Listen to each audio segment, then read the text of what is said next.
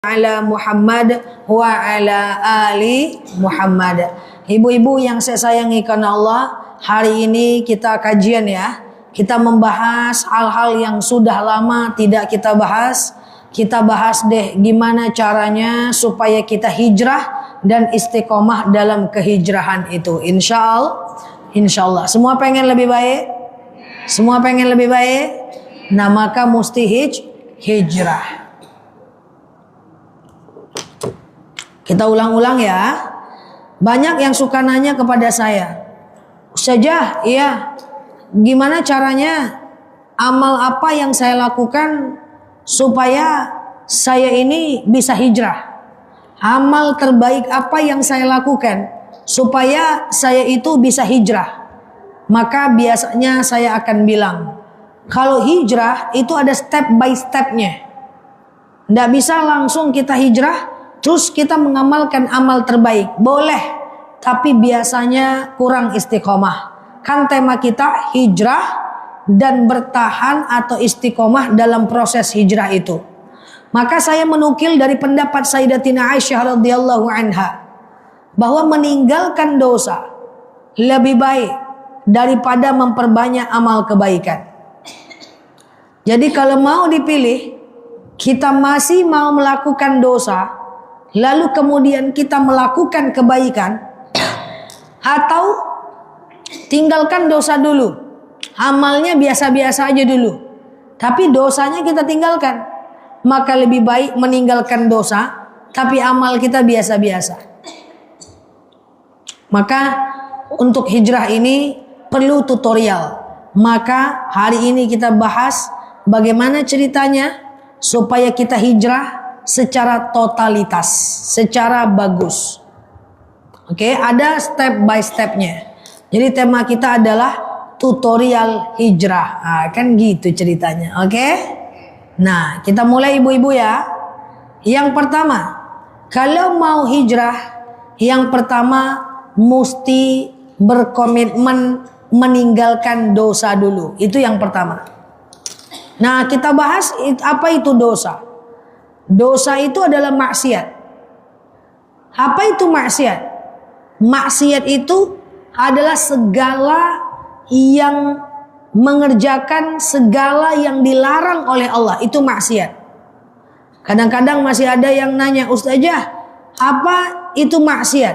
Maksiat itu melakukan dosa yang Allah larang kita kerjakan. Allah larang kita kerjakan, itu dosa. Sesimpel itu aja dosa. Kemudian yang Allah perintahkan kita tidak kerjakan. Ini orang terbalik-balik ini. Kalau yang diperintahkan dia tidak kerjakan, yang dilarang dia kerjakan, itu dosa. Maka kita bahas apa ciri-ciri daripada apa saja indikator dosa. Jadi pernah saya sampaikan, hidup ini kan dibagi 3 bagian. Makanya ada dalil apa? Ya ayyuhalladzina amanu dukhulu fis-silmi kafah. Hai orang-orang beriman, masuklah kalian ke dalam Islam secara kafah. Ya kan? Apa itu kafah? Seluruh. Seluruhnya apa? Hablum minallah, hablum minan nas, hablum minan nafs. Nafs. Hablum minallah, hubungan dengan Allah. Hablum minan nas, hubungan dengan manusia. Hablum minan nafs, hubungan dengan diri sendiri. Semuanya harus clear. Jangan melakukan dosa di 3 aspek ini. Karena kalau kita lakukan, kita berdosa. Dosa. Jadi untuk hijrah, yang pertama tinggalkan dosa dulu. Jangan banyak-banyak berbuat baik tapi dosa masih dikerjakan. Nah, dosa itu ada 3 aspek yang harus kita tinggalkan dosa. Hablum minallah. Apa itu hablum minallah? Jangan berdosa sesuatu yang ada hubungannya dengan Allah. Contoh, saya sering jelaskan yang Allah larang kita kerjakan. Hubungan dengan Allah. Misalnya, Allah suruh sholat, kita tinggalkan. Berarti perintah kita tinggalkan. Dosa dong. Puasa gak kita ganti-ganti. Dosa dong. Kan dia perintah gak kita kerjakan. Betul ya? Kemudian dengan Allah, misalnya dosa dengan Allah, adalah disuruh zakat kita tidak bayar-bayar. Kan dosa berarti kan? Apalagi contohnya dosa kita dengan Allah, giliran yang Allah larang kita kerjakan. Udah jelas dilarang oleh Allah dalam urusan dengan Allah, nah kita kerjakan. Ini bab hablum minallah. Apa contohnya dalam hal ibadah yang ya minuman keras jelas dilarang, kita masih kerjakan. Riba dilarang, kita kerjakan. Iya kan? Minjamkan uang ke orang pakai bunga, kata Allah jangan. Bantu orang itu ya bantu. Jangan sampai kita membantu orang tapi minta bonus. Kita kerjakan. Jadi rentenirlah kita dan seterusnya. Judi kita kerjakan. Apa beda judi dengan permainan? Kita 17 Agustus atau kita Car Free Day dapat kita kupon. Apakah itu judi? Apakah itu judi? Judi itu bertaruh. Misalnya kita semua bertaruh. Masing-masing kita naruh duit 500.000. Lalu nanti ada yang bawa uang 5 juta pulang, ada yang kehilangan uang 500.000. Itu baru judi. Tapi kalau sekedar lomba 17 Agustus kan tidak ada taruhan. Main time zone kan tidak ada taruhan. Main kim itu saya nggak tahu bentuknya apa. Apakah ada taruh? Apakah ada uang yang ditaruh? Tergantung kimnya gimana. Kalau sekedar dia semacam door prize, gerak jalan santai, lalu kemudian ada door prize, maka itu nggak masalah. Ya, sekedar ada door prize itu nggak masalah ya. Oke. Gitu ya. Nah, itu dosa kita dengan Allah. Apapun yang melanggar itu kalau dosa dengan Allah itu berdosa. Paham ya? Oke. Udah paham sampai sini? Nah, yang kedua apa lagi? Dosa dengan manusia. Jadi kalau mau hijrah, tinggalkan dosa dulu ya. Kalau mau hijrah, tinggalkan dosa. Dosa dengan manusia. Apa contoh dengan manusia? Itu banyak. Yang pertama, ya ayyuhalladzina amanu la yaktab ba'dukum ba'da. Hai orang-orang beriman, jangan kalian cari salah-salah orang lain. Setiap kita mencari-cari dan mengulik-ngulik kesalahan orang itu berdosa. Sekarang saya tanya, ibu punya anak, nggak ada angin dan nggak ada hujan. Ibu cek-cek HP-nya, itu boleh nggak? Nggak ada angin, nggak ada hujan, nggak ada masalah apa-apa. Maka ibu kemudian cek handphonenya, itu boleh nggak? Nah, saya jelaskan. Nah, ibu-ibu yang saya sayangi karena Allah, kalau seandainya nggak ada masalah apa-apa, kita nggak boleh nyari-nyari salah orang, kecuali ada indikatornya. Kecuali ada indikator, misalnya, kok anak kita sekarang jadi suka murung ya? Kok anak kita sekarang jadi suka nakal ya? Maka kita kemudian mencari tahu dengan membaca diarinya, itu nggak apa-apa. Cek HP suami, masih punya suami ibu-ibu? Kalau nggak ada angin, nggak ada hujan, nggak boleh cek. Itu namanya tajassus, memata-matai. Tapi kalau udah ada kasus, ternyata dapat laporan dia jalan sama orang lain, maka boleh dimata-matai. Cari kesalahan orang, memata-matai orang, atau mengupload salah orang, itu dosa besar. Walaupun dia salah. Misalnya Bu Nur salah. Saya sampaikan kepada orang, "Hoi Bu Nur salah, Bu Nur salah, Bu Nur salah." Maka itu berarti saya berdosa. Walaupun niat saya benar, cara saya salah. Oke, itu akhlak. Yang ghibah. Nah, kadang-kadang diselubungi dengan niat baik. Niat aku kan baik. Supaya ini, supaya itu. Nah, itu nggak boleh. Oke? Contohnya lagi, buka aib orang, ghibah, fitnah, itu semuanya dosa. Makanya saya sering bilang, kerjakan bagian kita yang bukan tanggung jawab kita, jangan dikomentari. Kalau kita dekat dengan orang itu diingatkan. Kalau kita nggak dekat, nggak bisa membantu, minimal jangan mengomentarinya. itu semua dosa dengan manusia. Berdusta itu semua dosa dengan manusia. Coba masih ingat apa ciri orang munafik? Yang pertama, idza hadasa kadzaba. Kalau dia ngomong dia bohong. Mau kemana? Udah sampai di mana? OTW, bohong, dosa.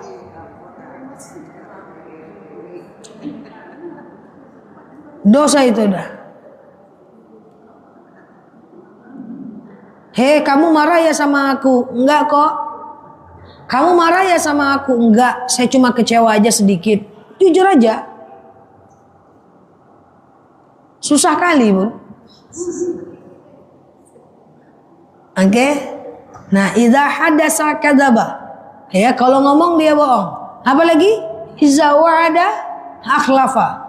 Kalau dia berjanji, dia mungkir. Makanya kalau nggak bisa datang jangan bilang insya Allah. Cukup juga bilang ya aku nanti datang. Udah. Karena insya Allah itu ibu harus datang. Kecuali Allah tidak mengizinkan. Bagaimana cara Allah tidak mengizinkan? Tabrakan, jatuh, masuk sumur, berarti nggak usah datang. Nah itu ya. Jadi jujur aja. Jujur. Nggak usah banyak bohong, nggak penting gitu. Bu Nur marah ya sama saya. Iya, saya agak kecewa. Udah, segitu aja. Gus aja marah sama saya. Saya kecewa dikit aja kok, nggak apa-apa. Ini enggak marah, enggak. Coba ceritakan sama orang. Kan nggak jujur. Gigi rapat. Ya, jadi itu dia. Itu dosa semua dengan manusia. Kita omongin orang, kita tanpa tujuan yang jelas, kita buka aib orang. Dan selanjutnya ada dosa hablum minan nafs. Kita pengen hijrah dari dosa. Hablum minan nafs. Ya, hubungan kita dengan diri kita sendiri. Contoh, saya nggak tahu di antara jemaah sudah dapat ilmu jangan pak buka aurat keluar rumah. Entah masih ada yang menyapu pakai songkok. Wallahu a'lam bishawab. Nggak bisa hijrahnya itu. Dosa dengan diri sendiri, nggak ada hubungan itu dengan orang. Itu dengan diri sendiri. Keluar rumah masih buka aurat. Pintu rumah depan terbuka, di dalam masih pakai daster. Kalau pintu rumah depan terbuka, bahaya itu. Keluar rumah mesti buka aurat. Keluar kamar. Karena dari luar orang nampak ke dalam. Nyapu teras, pakai songkok aja. Nyiram bunga, nggak nutup aurat. Kalau pengen hijrah itu masih dilakukan, berarti masih berdosa atas diri sendiri. Hablum minan nafs. Kalau jam 2 malam ada orang yang lihat kita mengambil apa tuh, keluar ke teras tapi sebentar. Ada orang yang nih. Oke. Ustazah jam 2 malam kan tidak ada orang. Saya mau ngambil sendal ke teras. Ingat, kita nutup aurat fi makanil am. Apa itu makanil am? Makanil am adalah tempat di mana orang kalau mau lihat kita tapi nggak pakai izin. Kira-kira di teras rumah kalau orang mau lihat pakai izin nggak? Enggak, maka selangkah keluar rumah tutup aurat. Ada nggak ada orang wajib tutup? Nggak ada dalil hai orang-orang beriman tutuplah aurat kalau ada orang, kalau nggak ada buka selah. Kan nggak ada Bu Nur. Jadi selangkah keluar rumah, ada nggak ada orang, walaupun jam 2 malam, rumah ibu di jalan buntu pun tetap wajib nutup aurat. Karena standarnya bukan ada orang atau tidak. Standarnya adalah karena kita berada di wilayah umum.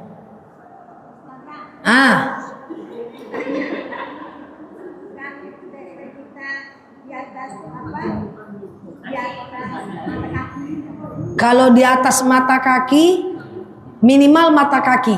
Kalau di atas mata kaki mesti pakai kaos. Pakai songkok nggak bisa. Songkok, ya itu dosa dengan diri sendiri itu. Aurat, nggak ada hubungan sama orang. Itu nggak bisa ditunda. Kayak mana ibu mau tunda? Susah. Saya nanti ajalah hijrahnya. Tunggu saya beriman dulu. Belum beriman dah mati. Apa?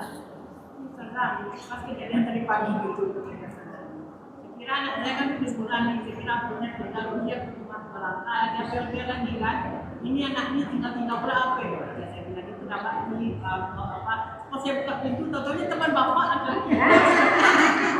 Ya itu. Makanya buka pintu di belakang pintu.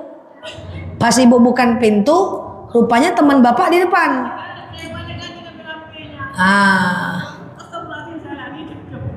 Lari cepat-cepat. Rupanya orang lain yang datang. Padahal teman bapak, gitu kan. Nah itu ditengok, makanya cek dulu. Kalau nanti itu memang teman bapak, maka ibu mesti minggir, mesti di belakang pintu. Nah teman bapak tadi masih ingat adab bertamu? Masih ingat adab bertamu? Adab bertamu, ucapkan salam, ketuk pintu dari samping, dia nggak boleh tentang depan pintu. Kalau dia tentang depan pintu, kejadian kayak tadi. Rupanya ahlul bait habis mandi bekode andua. Maka assalamualaikum. Itu segini dia. Dia di samping pintu. Itu dosa dengan diri sendiri itu. Ya. Nah, ibu buka aurat keluar rumah dosa. Kayak mana mau hijrah? Iya kan?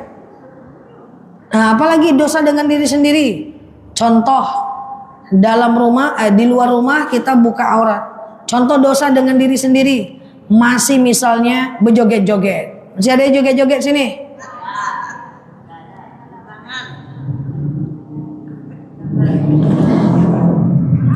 Bu, kalau senam indoor aja, di dalam ruangan, dan perempuan semua. Kalau berjoget-joget di luar, apalagi di share, jangankan joget. Dalam Al-Quran dijelaskan wala yadribna biarjulihin, menghentak-hentakkan kaki aja di hadapan laki-laki di luar nggak boleh. Kaki aja Bu Nur, nggak usah goyang pinggul, goyang dada, goyang kepala, nggak usah. Kaki saja itu udah berdosa. Maka kau lain nengoknya. Semua boleh lah, Hah? semua boleh kan? Cuma semua nggak ada laki-lakinya. Kalau perempuan dalam kondisi indoor nggak apa-apa, tapi ngapain?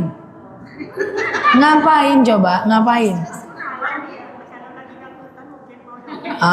Itu kan. Itu kalau selalu dengar kan mengeraskan hati, Bu. Gimana nanti ibu hafalan tarjimnya hilang? Bisa bahagia tanpa melanggar syariat. Ibu bahagia, ini joget-joget. Nah, jangan. Di luar rumah kalau senam, kalau dia kayak Car Free Day, itu kan ada senam ya. Nah, itu yang indoor aja atau senam di rumah aja. Kalau kalau ibu mau berenang, cari jadwal renang khusus wanita, itu banyak sekali. Atau ibu mau fitness, cari jadwal fitness khusus wanita. Tapi kalau ibu joget-joget, kemudian teriak-teriak di hadapan umum, ya ngapain gitu? Tak masalah. Misalnya ibu nih, misalnya nih jalan-jalan kemarin kan? Nah itu jalan-jalan ya kita oke lah ya kan, di dalam bis kita karena happy ya kan, karena happy kita menyanyi-nyanyi, jungkil balik karaoke, itu kan ada supirnya di situ, ada supirnya kan, supir laki-laki perempuan. Iya kalau selamat, kalau masuk jurang mati, su'ul khotimah, mati berjoget.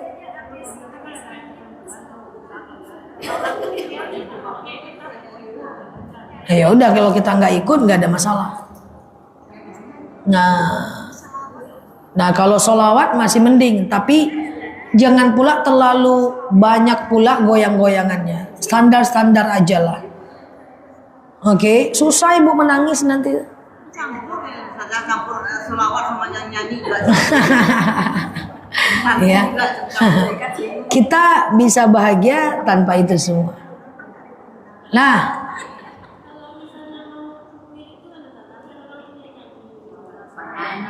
itu kan sholawat, nggak masalah.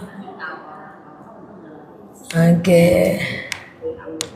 Biar nggak ngantuk. Ini ada yang komen nih lucu. Biar nggak ngantuk Ustazah. Biar Pak supir nggak ngantuk. Oke, gitu ya. Nah jadi Selawat tapi jurinya laki yang mana tuh? Selawat kan tanding selawat ya. Jurinya laki. ya tapi kan Sedikit gini. tapi jangan terlalu banyak gerakan. Carilah perempuan, kan ada. Kebanyakan gitu jurinya laki. Yang saya khawatirkan itu kalau ibu liburan. Liburan itu rihlah. Rihlah itu boleh dalam agama kita. Liburan, kita safar. Justru Rasulullah itu menyuruh kita safar. Lihat daerah orang, pergilah jalan-jalan, ya, lihatlah daerah-daerah Islam, daerah-daerah tempat kita, safarlah. Ya, atau ibu mau safar ke Eropa, silakanlah. Tapi jangan melanggar syariat. Ini pas pengajian dia pakai gamis panjang, pas safar pakai celana lepis, pakailah topi, ikatlah ke belakang. Kayak mana mau hijrah? Iya kan? Nah seperti itu ya. Oke.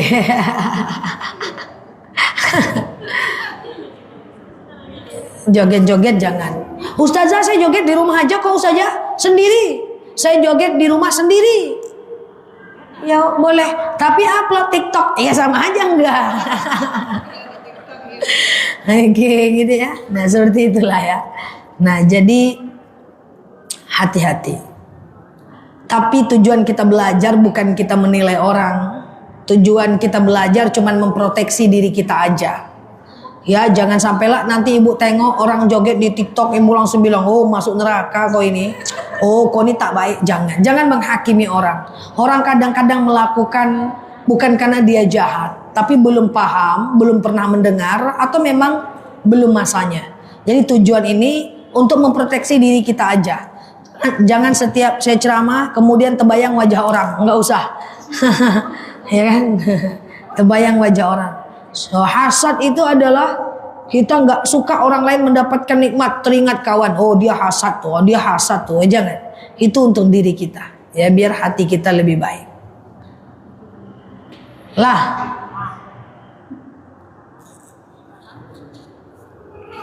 Ya keluar ibu. Misalnya pergi kemana, tetaplah pakai rok, pakai gamis.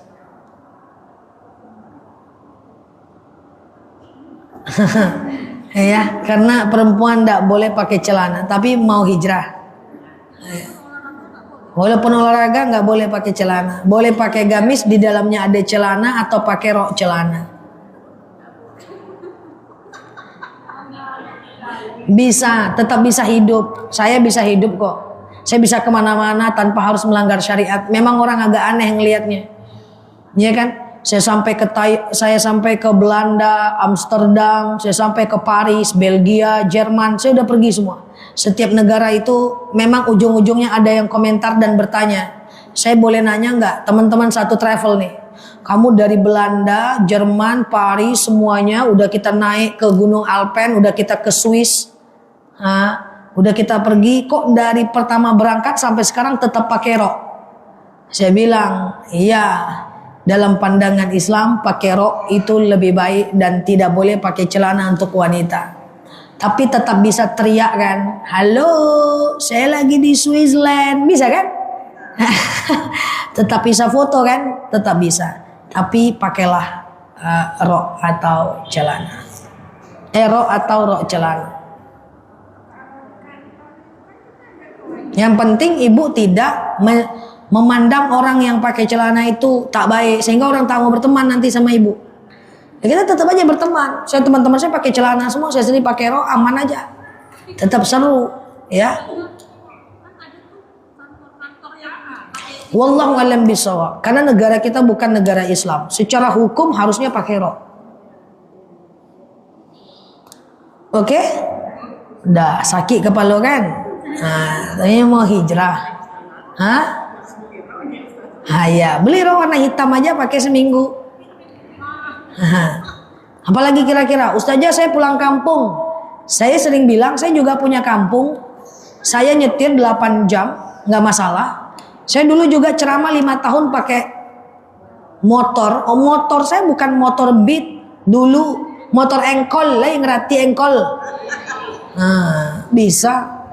Mana mungkin Allah menetapkan satu perintah di mana kita tak mampu mengerjakannya? Mungkin nggak? Ada perintah Allah nutup aurat terus kita nggak bisa, terus Allah perintahkan, mana mungkin? Kita bisa, cuma kita tidak mau. Dulu saya pakai motor dakwah ngengkol. Sekarang kalau ada orang dakwah pakai motor, dia starter doang, shit ya. Dulu ngengkol. Motor saya motor lama dulu pada masanya, kaki dua pula, ngengkol, yang pakai trompet gitu, kayak trompet gitu, knalpotnya. Hati-hati ustazah, yo ngengkol dulu. Pakai rok, pakai gamis, nggak ada masalah. Yang penting di dalamnya pakai sesuatu. Dah, jadi tinggalkan dosa dulu. Gitu caranya kalau mau hijrah. Yang kedua, ganti lingkungan dengan lingkungan yang lebih baik. Lingkungan offline. Memang kita bisa hijrah jika kita masih berteman dengan orang yang belum hijrah. Tapi agak susah sedikit. Karena udah di dua alam yang berbeda. Saya pernah bilang sama ibu-ibu bahwa satu burung hanya akan nyangkut di satu ranting yang sama. Satu ranting tidak akan hidup macam-macam burung. Jadi kita ini bisa kumpul pengajian kayak gini karena satu jenis burung, itulah ibaratnya. Nggak bisa kalau kita mau hijrah, kita masih berteman dengan orang jenis yang sama.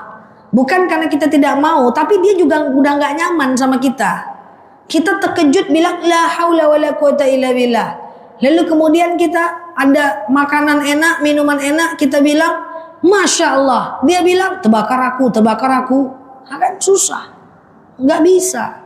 Dia nggak nyaman sama kita nggak nyaman sama dia. Makanya dua-dua ini curhat sama saya nih. Ustazah, saya mau hijrah, tapi teman-teman saya nggak ada yang mau teman sama saya lagi. Saya itu dikit-dikit Masya Allah, dikit-dikit Subhanallah. Terus mereka bilang terbakar aku. Bu, bukan dia yang tak mau teman sama ibu yang udah gak nyaman sama dia. Yang tidak hijrah pun ngadu ke saya. Nel, tengok tuh si Pulan, baru pengajian kemarin, baru hijrah kemarin, udah tak mau kawan sama kita. Hei, bukan dia gak mau teman sama kamu, kamu pun gak nyaman teman sama dia. Dikit-dikit Masya Allah, dikit-dikit la haula wala quwata illa billah. Coba jujur, kamu juga gak nyaman kan? Iya juga sih, terpisah karena beda alam. Jadi jangan menilai orang. Kita nih yang udah gak nyaman. Yang tidak hijrah tuh jangan bilang-bilang orang hijrah gak mau teman sama dia. Dia pun udah gak nyaman. Yang udah hijrah pun jangan bilang-bilang orang yang belum hijrah gak mau teman sama saya. Jangan. Antum pun gak nyaman. Biasa itu seleksi alam. Akhirnya kita akan berteman dengan orang yang sefrekuensi dengan kita. Mungkin teman pengajian, teman masjid. Dan akhirnya dia akan berteman dengan orang yang sefrekuensi sama dia. Bisa berkawan tapi nggak lama. Contoh burung elang dengan burung pipit. Saya sering sampaikan. Burung elang itu bisa berkawan dengan burung pipit. Tapi lama-lama nggak bisa. Karena kehilangan oksigen dia kalau di daratan. Burung pipit kalau mau berteman dengan burung elang bisa, tapi nggak bisa lama-lama karena pipit kehilangan oksigen. Kalau ikut elang terus, saya berani jamin orang kota bisa dengan segala kerendahan hatinya bilang, aku bisa kok Zah tinggal di pelosok desa, bisa. Sebulan 2 bulan pusing juga ibu.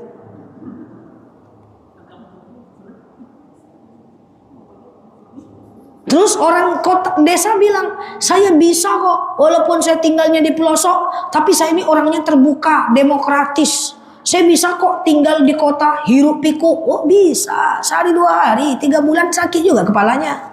Karena udah beda alam. Maka ganti lingkungan dengan lingkungan yang sefrekuensi. Karena kalau enggak, ujung-ujungnya kita pengen hijrah, kita akhirnya dibilang soalim. Mungkin kita akan dibilang pengajian, meninggalkan suami, meninggalkan anak, meninggalkan cucu. Karena ada pengajian yang dibully oleh orang yang tidak mengaji. Kenapa? Ya beda alam. Nggak apa-apa itu. Gitu-gitu. Nah seperti itu ya. Ganti lingkungan. Lingkungan ini penting. Ibu mau pergi pengajian, udah hidupkan motor, ngeng. Pasar kaget dulu yuk. Nah, talua murah nggak jadi. Nah yang kedua, yang kayak Bu Nur kemarin tanya, ganti lingkungan online. Jadi lingkungan offline-nya diganti, Offline itu yang kayak kita ini ketemu tatap wajah. Yang kedua, ganti lingkungan online. Hati-hati apa yang kita subscribe di YouTube. Hati-hati apa yang kita follow. Makanya kemarin Bu Nur bilang, Ustazah kalau ada orang joget-joget di TikTok itu, kenapa tuh Ustazah? Saya bilang dulu, jangan ditengok itu dulu sebelum kita tanya kenapa. Oh dia orang Arab Ustazah, tapi kok dia joget-joget? Nah kalau itu dilihat sampai habis, masih ingat kerja cara algoritma teknologi? Masih ingat? Saya coba ulangi lagi. Kalau ibu buka Google, ibu akan ketik di Google. Contoh, ibu ketik sepatu murah usia senja. Ibu mau beli sepatu nih pura-puranya nih. Sepatu murah di usia 60-an. Terus pas ibu mau beli sepatu itu, ibu berpikir, ndak usahlah. Kata Ustazah mubazir kalau beli sepatu ini. Lalu Google itu ibu tutup. Lalu ibu buka Facebook. Nanti akan muncul sepatu itu di iklan Facebook. Pernah rasain nggak? Ibu buka Instagram, muncul sepatu itu lagi. Ibu buka TikTok, muncul itu lagi. Karena sosial media lebih kenal kita dibanding kita mengenal diri kita sendiri. Jadi kalau dulu, kalau mau lihat orang, lihat kawan dekatnya siapa, itulah dia. Sekarang, kalau mau lihat siapa orang, lihatlah berandanya. Apa yang ada muncul di berandanya, itulah yang sering dia buka. Maka kalau Bu Nur lihat orang joget-joget, dia tengok terus, nggak di skip. Itu algoritma akan membaca, oh ini berarti dia suka nih. Apalagi di like pula, cus nanti siap-siap itu terus yang muncul. Nah itu terus yang muncul. Coba cek handphone suaminya, jangan-jangan TikTok kawan kita di situ. Nah, itu sering dia lihat itu. Pernah ya lihat, kok ini terus yang muncul ya? Kok ini terus yang muncul ya? Karena ibu nge-like. Kalau ibu nge-like berarti ibu ngomong nih, hai Facebook, hai TikTok, aku suka nih dengan orang ini. TikToknya bilang apa? Oke, nanti aku munculkan lagi orang ini. Maka skip saja. Kalau ada yang nggak bagus skip aja. Kenapa harus di skip? Karena saya bilang seperti ini. Otak kita ini yang sering saya sampaikan ibarat handphone. Handphone semahal apapun yang ibu beli, kalau isinya banyak foto dari belum lahir sampai udah mau meninggal, lengkap kali foto di dalam handphone itu. Lama-lama handphonenya error nggak? Error. Ujung-ujungnya harus di restart. Sama dengan otak kita, nggak boleh diisi dengan hal yang nggak penting. Kan kita pengen hijrah, ya kan? Jangan diisi dengan hal yang nggak penting, gosip-gosip jangan diisi. Semua masuk otak. Kan saya sering bilang, berita viral masuk otak. Kucing beranak 7 masuk otak. Buaya beranak kerbau masuk otak. Artis cerai masuk otak. Orang selingkuh masuk otak. Orang joget-joget masuk kepala. Giliran suruh ngafal Asams, bingung udah. Di mana letak Asams kemarin ya? Karena semua ada di kepala. Jangan izinkan file atau berita nggak penting masuk ke otak kita. Jaga fokus kita, Bu. Jaga fokus. Orang-orang yang fokus itu dia nggak memikirkan banyak hal. Yang nggak patut masuk nggak dia masukkan. Fokus itu dijaga. Atensi itu penting. Kalau bahasa anak mudanya atensi. Jangan semua ibu masuk ke kepala. Berita-berita RT masuk ke kepala. Gosip-gosip pengajian masuk ke kepala. Ya kan, kontroversi di pengajian RT masuk ke kepala. Kontroversi arisan masuk ke kepala. Ya, gosip politik masuk, artis cerai masuk, aib orang masuk. Semua ibu masukkan ke kepala. Patutlah pas ngapal susah. Karena isi kepalanya terlalu banyak file nggak penting. Maka hapus file itu, isi yang penting aja. Fokus itu penting. Atensi itu penting, fokus. Orang-orang fokus itu dia nggak mikir banyak hal. Makanya dia bisa jadi orang besar, orang yang terlihat cerdas karena dia nggak mikirin banyak hal. Makanya kalau ada buku namanya Stop Thinking itu penting. Jangan banyak mikirin. Anak nggak ke rumah dipikirin deh. Anak nggak ke rumah. Menantu nggak sesuai keinginan hati dipikir. Ujung-ujungnya darah tinggi, kolesterol, mati ya. Oke ya. Nah, ganti lingkungan kita, isi kepala kita dengan yang lebih baik. Tadi yang pertama apa? Tinggalkan dosa. Yang kedua, ganti lingkungan offline dan online.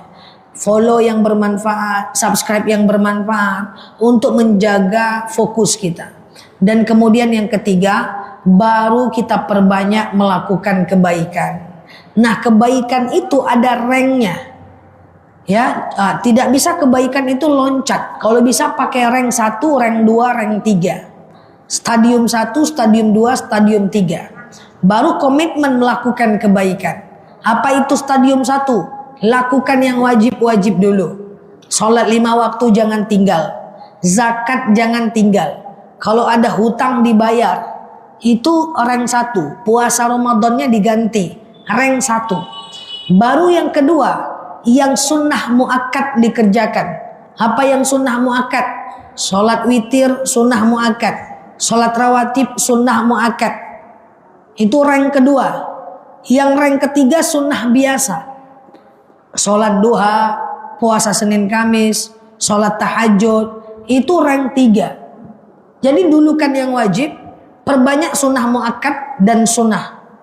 Banyak pemahaman yang salah di masyarakat kita. Yang ketika dia mau hijrah, dia langsung pergi ke rank 3. Ustazah, ini nyata, jamaah saya ngomong. Saya dapat video dari TikTok, bukan TikTok saya, entah TikTok siapa, bahwa kalau kita sholat duha, ini asli orang Pekanbaru nih, maka rezeki kita lancar.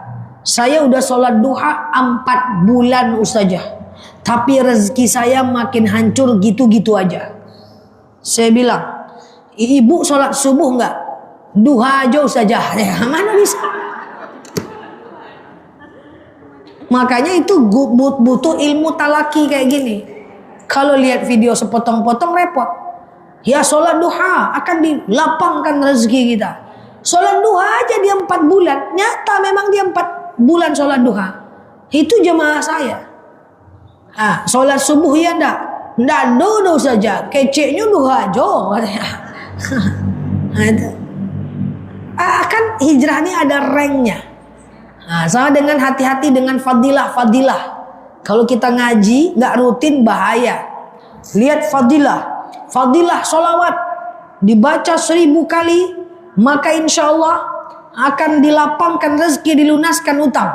Sholawat terus. Tapi sholat zuhur enggak.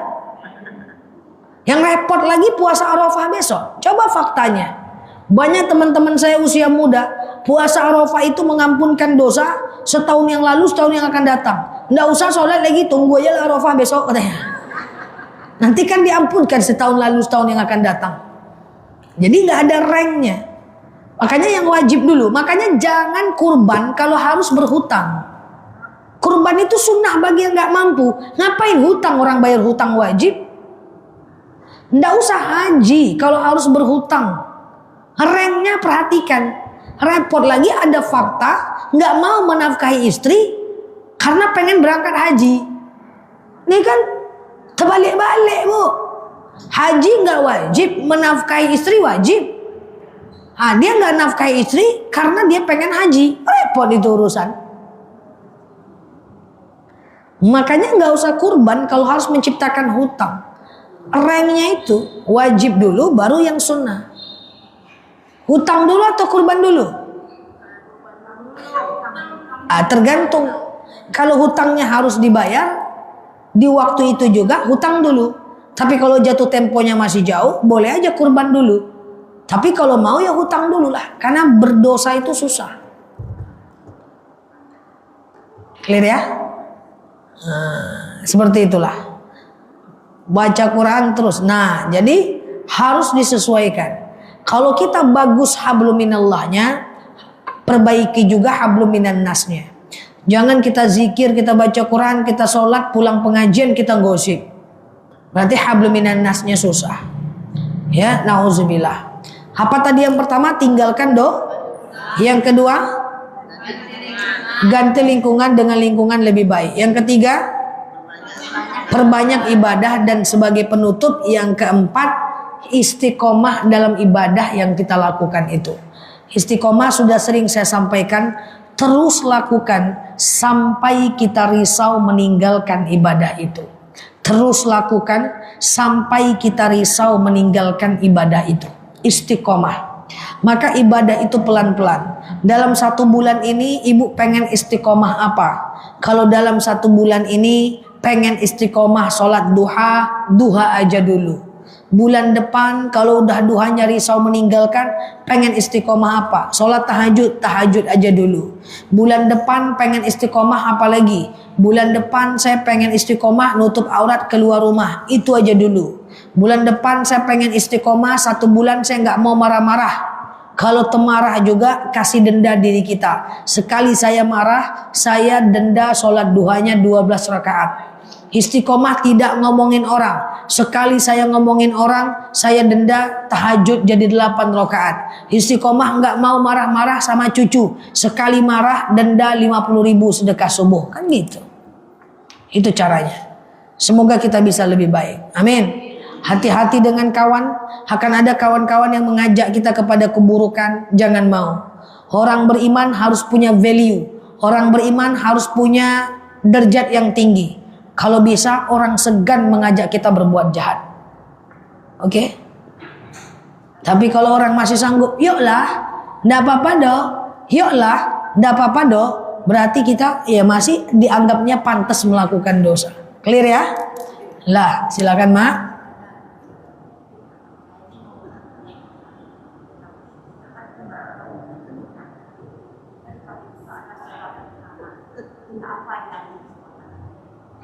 Saya berkurban, tapi saya ada sawah di rantau, menyewakan tanah. Boleh nggak uang sawah itu dipakai berkurban? Boleh, boleh.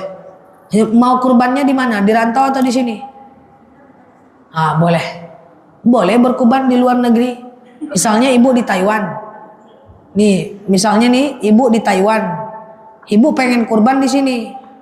Dalam hadis dijelaskan berkurban itu setelah sholat Id. Sebelum sholat Id namanya sedekah. Setelah sholat Id namanya kurban. Jadi sholat Id itu sohibul kurbannya yang sholat Id. Di Taiwan kan beda dengan di sini sholat Idnya. Maka kita harus sholat Id dulu di sana. Baru nanti hewan kurban itu bisa dipotong di sini. Kalau mau lebih aman, ambil jadwal sholat Id yang lebih terakhir. Kita yang terakhir atau jadwal di tempat kurbannya yang terakhir. Setelah sholat Id baru boleh potong. Karena takutnya kita kurban di luar negeri, orang udah sholat Id di sana, kita belum sholat Id di sini, jadi sedekah dia. Paham? Jadi kita sholat Id dulu, baru minta potongkan hewannya di sana.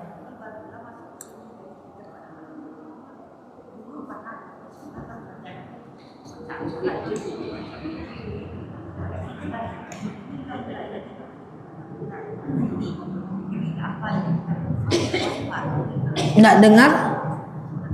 Nggak dengar dibantu?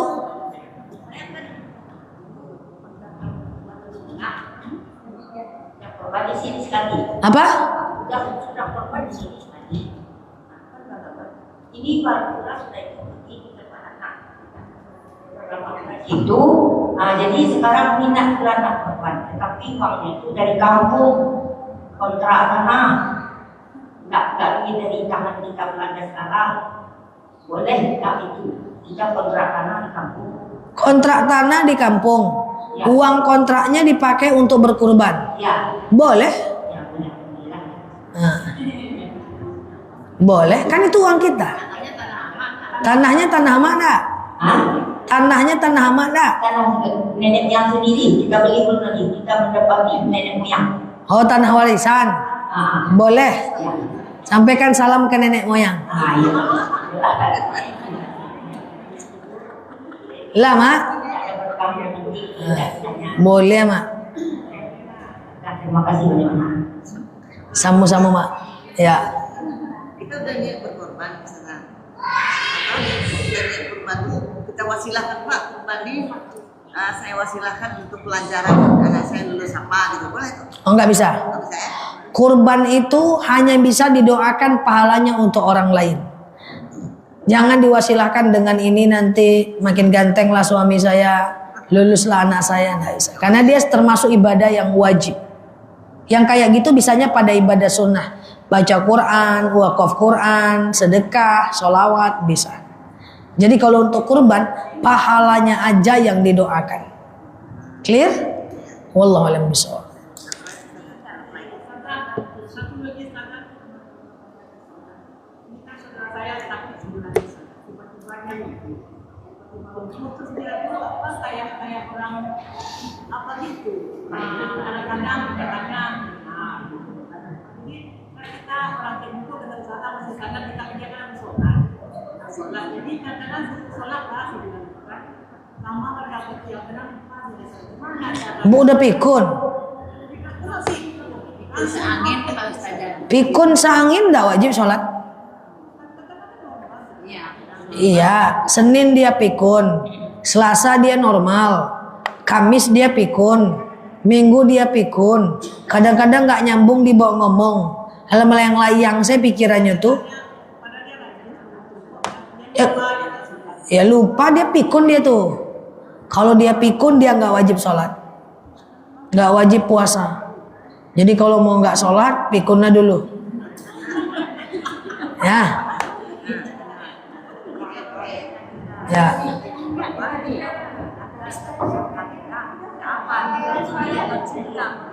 Kalau misalnya kurban ini, kan saya ada pernah dengar kalau misalnya ada suami kurban itu istri dan anak udah termasuk atau kan kurban itu ganti-gantian? Suami, kalau kurban ganti-gantian itu bebas. Yang penting siapa sohibul kurbannya. Misalnya hari ini tahun ini yang berkurban istri, maka berarti istri termasuk sohibul kurban. Maka ada 3 tugas sohibul kurban kalau mau. Yang pertama yang berkurban itu namanya sohibul kurban. Yang pertama, dia tidak boleh potong kuku, cukur rambut, cukur bulu-bulu dari 1 Zulhijjah sampai 10 Zulhijjah, tanggal 28 Mei sampai 6 Juni. Yang kedua, dia mesti memotong kuku dan mencukur rambutnya setelah hewan kurbannya dipotong dengan menghadap kiblat dan membaca iftitah inni wajahtu sampai wa ana minal muslimin. Yang ketiga, sohibul kurban. Kalau bisa doakan pahalanya untuk orang yang tidak berkurban. Jadi kalau istri yang berkurban, doakan pahalanya untuk suami dan anak. Kalau suami yang berkurban, doakan pahalanya untuk anak dan istri. Yang penting dia mendoakan. Tidak ada masalah nama siapa. Yang kerja sekarang siapa? Ya suami yang wajib kurban, tapi dia boleh mengatasnamakan orang lain. Kecuali kalau istrinya juga kerja. Kalau istrinya juga kerja berarti secara tabi'i istri ini mampu nih, maka dia wajib kurban. Rupanya ada anak bujang di rumahnya. Anak bujangnya punya penghasilan 15 juta sebulan. Kurban. Paham nih?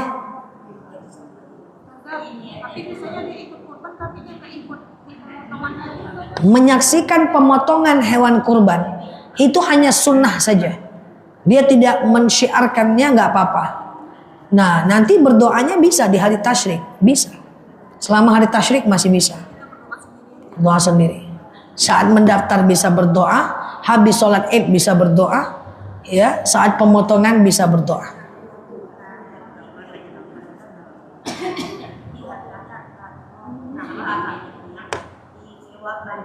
Nggak boleh, Mak. Terserah ibu. Ibu, kalau ibu berkurban atas nama ibu, ibu doakan saja pahalanya untuk nenek moyang. Atas nama ibu aja. Oh begitu. Ya. Boleh ya. Dah. Assalamualaikum warahmatullahi wabarakatuh.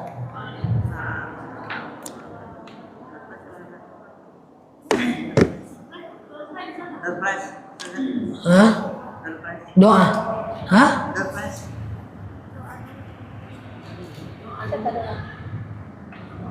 Apa nama puasa di tanggal 9 Zulhijjah?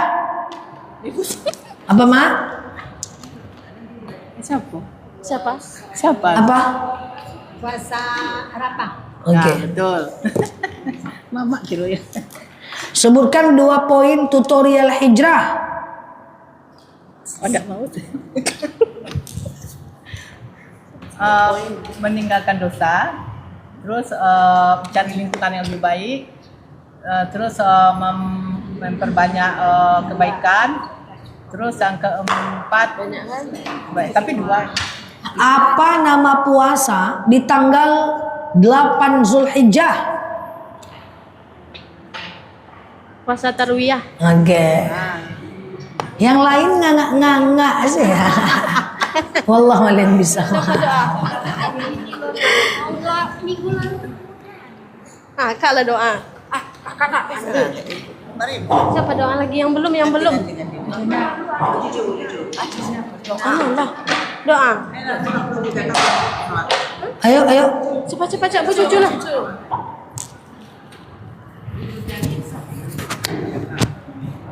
A'udzubillahi minasyaitonirrajim. Bismillahirrahmanirrahim. Alhamdulillahirabbil alamin, hamdan syakirin, hamdan na'imin, hamdan yuafi ni'amahu wa yukafi'u majidah. Ya Rabbana lakal hamdu kama yanbaghi li jalali wajhikal karim wa azimi sultanik.